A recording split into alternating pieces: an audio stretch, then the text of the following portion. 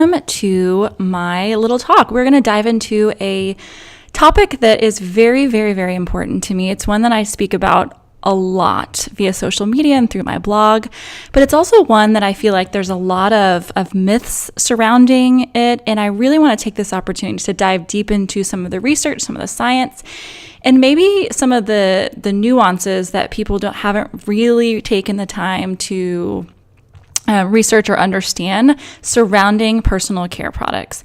A lot of times people think, what I'm using is safe. What I'm using on my skin and with my family is really not that important in the scheme of things. And what I want to do is not scare people or, present this information in a way that should, cause any sort of guilt for anything that's already been done, but more to educate and empower people to make decisions going forward. My philosophy is always know better, do better. And so part of that is just educating yourself. So we are going to dive in to the personal care product industry, specifically in the United States. And we're going to talk a lot about myths and truths surrounding this industry. Because, there's a lot of fear mongering out there with anything, not just with personal care, with diet, with exercise, with lifestyle choices. And my intention with this talk is just to really hit some of the facts and let you guys make your own decisions about how to begin this process of switching over to safer personal care and personal care products. So let's dive in. I feel like in order to really understand why I'm so passionate about this topic, we need to talk a little bit about my why, my story, the background. I will say I 100% have not always been this way. I joke about this a lot, but my husband and I met when I was a avid marathoner. I was eating corn dogs and drinking big gulp diet sodas every day for lunch. I was using the cheapest drugstore makeup that I could find, products that I had no idea what was in them. And that's not a knock on my life at that point. I just didn't know any better, really. And over the course of time, I started to think about exercise a different way. I thought I started to look at my diet in a different way and what I was eating and how that was fuel for the activities and the things that I wanted to do with my life. And, all those things started to change and it was great. But what I found later in my health journey was that I really hadn't completed this picture of health because I was totally neglecting the area of personal care products, what I was putting onto my body. So I was addressing what I was doing with my body, what I was putting into my body, but not necessarily what I was putting on my body. And it became important to me as I really began to be aware of my family history and through some personal health issues that I've gone through in the last probably 5 to 6 years. So my family and my husband's family, we have a history of cancer in both sides.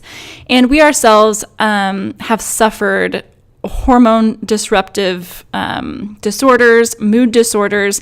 And then the really big turning point for me, when I started to deep dive into how I could optimize my own health and the health of my children, was when I suffered a miscarriage between our two kiddos. And not saying that what I was putting onto my body was the root cause. That's one of those things that I'll never truly know. But what I've done since that loss was really deep dive into the concept of epigenetics and environmental factors and how what we eat, how we sleep, the supplements that we use, the movements that we choose, and the toxins that we put on our skin really can affect our epigenetic expression. And what I mean by that is that we're all born with genes, and that's what we're born with. But we do have the ability to turn off and on genetic predispositions to certain types of things. So that's autoimmune diseases or cancer or just a variety of things that you would consider. Most people would say, I'm doomed to that because my family has this in our family. And the reality of it is that's not 100% true. And so what we put on our body can alter the expression of our genetic code. So this became a really, really interesting topic for me, and it's kind of how I started to dive into my own personal care products. So once I started that journey, there was no looking back. I went from using the cheapest drugstore brand products to then using the most natural, crunchy, quote unquote, hippie style of skincare, which is coconut oil on everything. I was oil cleansing. I was doing the no poo method for shampooing my hair. And while that is, yes, incredibly safe, what I found was that my skin didn't love it. I found that my hair started getting dry and brittle and greasy. And I was really frustrated because I was thinking to myself, I'm doing everything quote unquote right, but my skin doesn't look great. And so I started digging a little bit more, and my path led me to some really, really great companies and great products that I'm going to share with you guys later that really marry the safety and the performance aspects of what I was looking for in my skincare and personal care products. So that's my story. That's how I've got so deeply invested into this. It's something I'm really, really passionate about because I really want to share this message for people who are in a similar situation. Or maybe they just never have thought about this, but they're suffering from different conditions that they've, changed their diet or changed their exercise. And maybe this is the last thing that they've thought to change. And so I want now for us to talk about how personal care environmental toxins can be related to some of the health issues that we're seeing in the United States today. So let's talk about health in America. We all know that this is a big hot button topic, but what is actually going on? Are we seeing rises in certain conditions? And are there any statistics that tie this to environmental factors? So let's talk about cancer. So currently, right now, about 1 in 3 women and 1 in 2 men will develop cancer in their lifetime in the United States. Also, sadly, childhood cancer is on the rise. So we know these statistically, that's kind of alarming. So if you're in a room with 10 men, 5 of those men, the odds are that 5 of those men are going to have cancer at some point in their life. And bear with me here, I'm terrible at math. So if you're in a room with 15 women, the odds are that 5 of those women are going to have cancer of some sort. So think about being in a room with your friends and family and the likelihood that, that amount of people that you love and care about may go through this awful, awful experience in their lifetime. And again, with children, for me, that just makes my heart clench when I think about my own children having to suffer through that. But those are true statistics. We talk about breast cancer.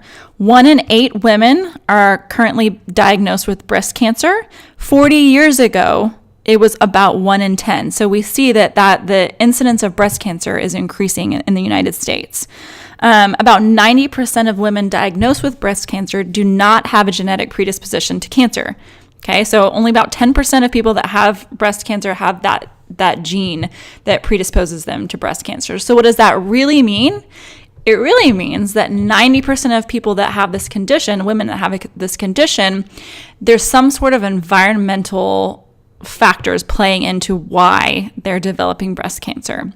And it's not just personal care products. It could be the cleaning products that they use. It could be nutrition. It could be exercise. It's all these things that are genetically linked. So we want to think about that not in a scary way, but in okay, if I have the genetic predisposition for breast cancer, that doesn't mean that I'm doomed. It means that I have a lot of control over my likelihood of experiencing that. We're also going to talk about fertility and reproduction. Again, because I've been through loss, this is something I'm really passionate about. And again, like I said, I am never going to say that it was because of what I was putting on my body that caused our loss. It was more a reflection of, okay, this happened for whatever reason. And now going forward, I want to just make sure that my body is recovering, my body is resting, my body is not having to deal with any other outside stressors besides just healing from this experience and moving forward, setting myself up to be the healthiest version of myself. What we do know is that there's been about a 40% increase in the incidence of difficulty in conceiving or maintaining a pregnancy from 1982 to 2002. So 40%, that's pretty large. More and more people are going through some sort of infertility or reproductive issues. We also know that environmental exposure to toxins has been shown to decrease sperm count and testosterone levels in United States males. So it's not just women, it's men as well. And we also do see there's a much earlier onset of puberty in females. And this has been linked in some studies to the exposure of endocrine disruptors, which are very, very present in a lot of unsafe personal care products, and late-term breast cancer, as well as mood disorders like depression. So early onset puberty has been linked to those conditions later in life. So it's starting at a very young age. And again, environmental factors can play a really crucial role in all of these conditions. Exposure to environmental toxins are thought to cost the United States nearly $80 billion in healthcare costs annually, whether that's from true missed work or absenteeism, presenteeism, where people are at work but they're not really, being productive. It's a huge hit to our economy, the fact that people are really suffering from the toxins that are in our environment and the products that we use, the things that we consume, the drinking vessels that we use, the plastics that are in our home, all of these things. It's all linked to that. So it's a very real problem. And fortunately, in today's day and age, we're becoming much more aware of it. And there are a lot of safer options. I would love to do another talk on, cleaning products that I use that are amazing, or back to school products that I use that replace plastics, because plastics are huge in terms of environmental toxins. And hopefully we'll have one of those soon for you guys. So now we're going to dive into the myths and truths. So what I'll be doing here is I'll present a myth, and then we'll talk about the truth behind that myth. And a lot of these are just very common misconceptions or beliefs that have never been challenged before. And my goal here is to challenge you to step outside of your preconceptions or your thoughts behind this whole industry, and to really empower you to make some educated decisions moving forward. So the first myth would be that the FDA and the government will ensure that my personal care products are safe. Sadly, I will have to say that this is absolutely 100% a myth. So right now, the truth is, in the United States, it's completely illegal for companies to use toxic and known cancer-causing ingredients in their personal care products. Completely legal. So the cosmetic industry is worth about $62 billion. That's a lot. I'm not too great at math, but I do know that's a lot of money. There hasn't been a law passed regulating it since 1938. 1938. Think about everything that's happened since 1938. I'm not a history buff, but I want to say cars were probably a pretty new commodity around that time. And now look at where we are in terms of automobiles. You think about technology, you think about the things that have been created in a laboratory setting that we've, used, how smoking used to be very popular back then. And now we know that it's incredibly damaging. And so much has changed since then, yet the laws regulating personal care products have not changed. So essentially, people or companies have been adding these known toxins without any regulation. The FDA currently can't ask for safety data or for a recall of potentially hazardous products. And they also currently do not test cosmetic ingredients for safety prior to them going on the market. Okay, so there's really no protection for you, for your family, for your kiddos in terms of the exposure that they're being exposed to, the toxins that they're being exposed to in their personal care products. I know recently there was a big article about some kids' makeup being recalled because it had asbestos in it. Again, totally legal.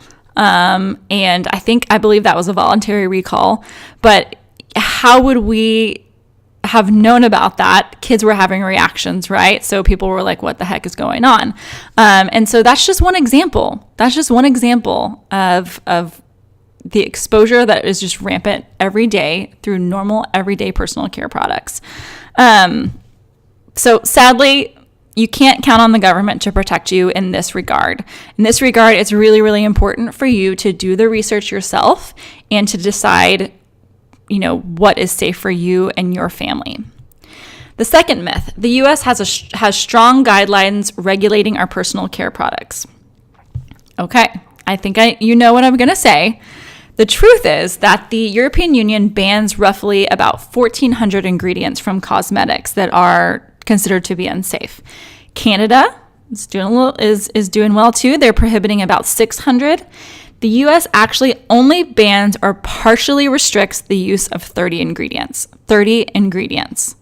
So right now, I just want to go on a limb and say that's not good enough. If we're trying to hold ourselves to an international standard of health and safety, we're really not doing a great job when you look at the numbers there. The next myth, the term natural means safe. This is where I get really fired up because there's no regulation in the personal care industry. Basically, companies can make all sorts of claims, and they really don't have to back that up with any sort of data. They're not fact-checked. So, for instance, let's talk about how natural, first and foremost, doesn't always mean safe. Even a totally natural ingredient can be toxic to an individual who has a reaction to it, or if you're getting that over and over and over in large quantities. Okay, natural does not mean safe, unfortunately. Many naturally sourced ingredients can also include unintentional contaminants that are included as a byproduct of sourcing and supply chain.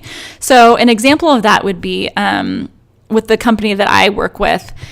They create this product. It's a rose water mist. It's a toner. And the toner is super popular. Everybody loves it. Well, they triple test all of their products for safety.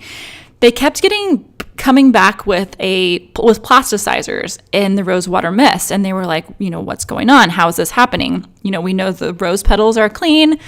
Where's something's going on with the supply chain? So while the rose petals they were sourcing were incredibly clean, the transporting material for the rose petals were plastic bags. So the rose petals were absorbing some of those plasticizers. And so that's how some of these very toxic ingredients were showing up in the finished product. And so what our company did was pull the product immediately. Actually, it never even made it to market. Pull the product, asked our sourcing the people that source the rose petals to use burlap sacks instead. We figured out where it was coming from. We changed the method of transportation, and now we've gotten those unintentional contaminants out of the product. So that's what I mean by unintentional contaminants. There's a lot of those in makeup. So we talk a lot about heavy metal toxicity.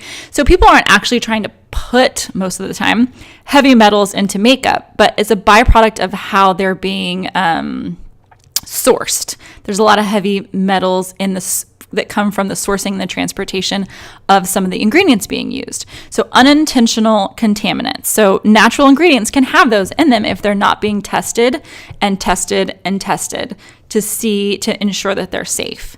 Through research, we've determined that there are many safer synthetic compounds that can be safely used in human personal care products. So like I said, natural already doesn't always mean safer. Some synthetics can be incredibly safe, and we just have to do the research and do the studies behind it to determine that. And there are many companies that don't do that, and there are a few that really, really make that a point.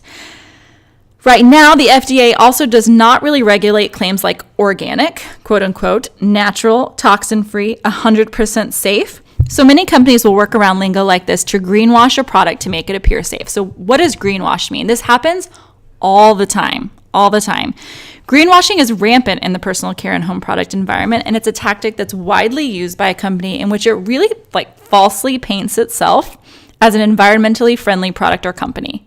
It may use catchy terms like I said, 100% safe or totally green or all natural or 100% natural ingredients, organic, things of that nature.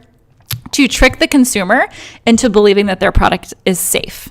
And I'm guilty of this all the time, especially when I'm walking down the aisle at the grocery store. I'm looking for cleaning products. I'm like, oh, this looks really green. It's got this cute packaging. It says it's green on there. And then if you flip over to the ingredient side and you use an app, which I'm going to talk about later, to really deep dive into the toxicity of some of those ingredients, you find, no, this is not safe. This is not even close to being safe. So that's what greenwashing is. It's really important that you guys understand that concept. So it's going to empower you to look at your own products. The next myth, everything causes cancer, so we shouldn't worry so much about our personal care products. I have myself been in this position. I have family members that are just like, I can't change everything, so I'm just not going to change anything. How familiar does that sound? I can think of a few people in my life that have come back with this argument to me time and time again. And I challenge those people. I would challenge you to not believe in that all or nothing mentality. You can make little steps through your lifetime, throughout your week, throughout your day that will constantly push you forward into a healthier lifestyle. So in some ways, you can look at most things in our environment being potentially hazardous to our health. I mean, anything can be potentially hazardous to ourselves. If you look at statistics, it's like you shouldn't even ride in an airplane or drive your car because that's potentially hazardous. But we do it anyway, and we take steps to make sure that we're safer. It's one of those things. It's easy to get overwhelmed by changing everything at once because that can get pricey, that can get time consuming, and that just seems like it's just too much work. When we're looking at making some changes to lessen the impact of toxic load on our system, swapping what we eat and what we put on our bodies should be a really huge first step because we eat every day, multiple times a day. And the average woman uses about 12 personal care products in a day every single day of her life. 12. Men, and you'd be surprised, they don't use quite as many, but they do use a lot. And actually, teenage girls, I think the statistic is they use about 16 personal care products every day, so even more than the average adult woman. These are constants. In the small picture, will one day of using a lotion filled with parabens and phthalates harm you? Probably not. But over time, day after day, our toxic load is definitely going to increase with application after application of harmful ingredients. Our bodies have more and more trouble detoxing these ingredients as they build up in our system, especially given that whatever we put on our bodies typically absorbs into our bloodstream within about 26 seconds. So, I mean, it's happening very quickly. So, yes, it can be a little bit overwhelming, but if you're going to attack your health from any standpoint, your food and your personal care products would be the first steps. And honestly, swapping out your personal care products is way easier than changing lifelong dietary habits. We've all been there. We all know the struggle to keep up with healthy nutrition, make healthy choices constantly day in and day out. That's mental work right there. Personal care products, it's as easy as just swapping out a product and going about your business. So it's even much easier than some of the other steps that we take in our life to maintain a healthy state of being. Next myth. We should only worry about our kids' products and not our own. I know I was guilty of this as well. When I first started getting into some of this information, I was like, okay, these things are a little bit more pricey. They're safer, but they cost more. I'll do that for my kids, but I'm not going to do that for me because my self-talk was that I'm not worth it. They're worth it, but I'm not worth it.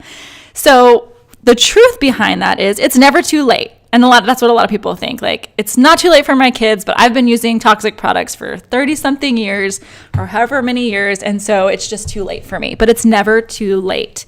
Yes, avoiding toxins that run rampant in many commercial baby products and a lot of big name brands that you probably think are really safe is hugely important during infancy and in developing children and teens. It is, because their systems are changing. Things are what they're taking in those developmental years is very important. But your body is changing as well. It's not too late. In fact, infants in utero are especially sensitive to toxins that you yourself are absorbing onto your skin. So, for example, in a recent study, approximately 208 environmental toxins were found in the cord blood of newborns. These are newborns. These never had a lotion rubbed on their body. They've never been washed before. They've never, been quote unquote exposed to perfumes or cleaning products. But yet at birth, they already have these environmental toxins present in their system. This tells us that what we put on our body and our skin is absorbed and stored in our bodies, even those of our unborn kiddos. So it's never too late to change for you and the health of your kids and your family. Another interesting statistic, oh my gosh, can't talk today, is that almost 100% of pregnant women in the U.S. had detectable levels of toxins in their bloodstream, many of which were banned over 40 years ago. So what does that mean? It really tells us that the presence of these toxins are absolutely pervasive. They're they don't break down easily. So obviously, over the span of 40 years, they're still present, and they've been banned over 40 years ago. So on the other hand, studies have shown that switching to safer personal care products has almost immediate positive effects. So in this example, this study, within 3 days of switching to safer personal care products, quantities of toxic chemicals in the urine of teenage girls were significantly reduced. So what does that tell us? It's never too late. Your body has an amazing capacity to heal, and it wants to be healthy. It wants to be in this state of homeostasis where everything is running optimally. So it's never too late to make that switch.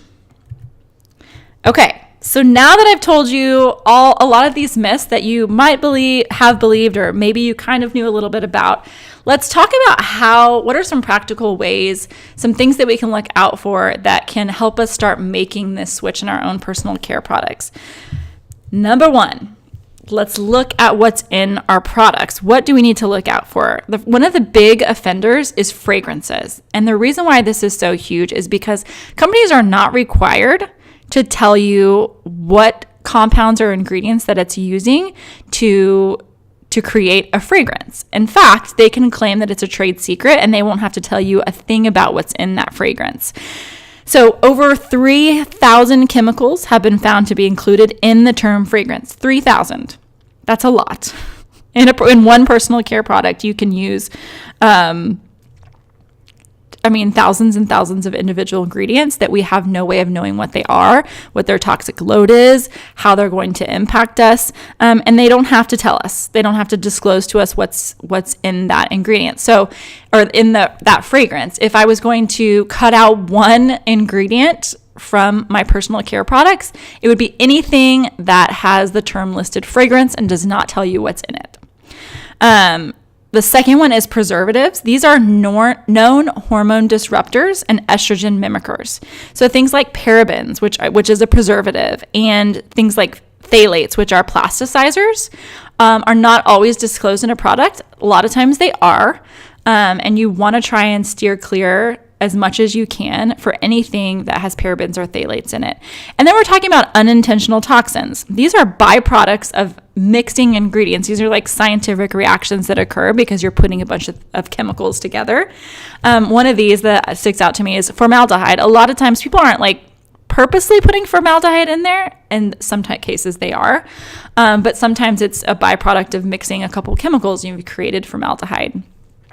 Which is, if you don't know, used in the embalming process of dead people. Doesn't seem pretty safe.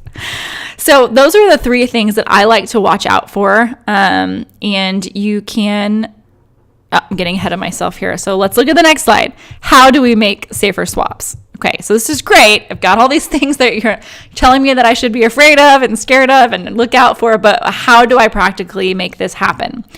The first one is research. Okay, so you want to research using a reliable source. The resource that I use is the Environmental Working Group Skin Deep app. You can get this on a phone or an iPad, or and the website you can use also without the application.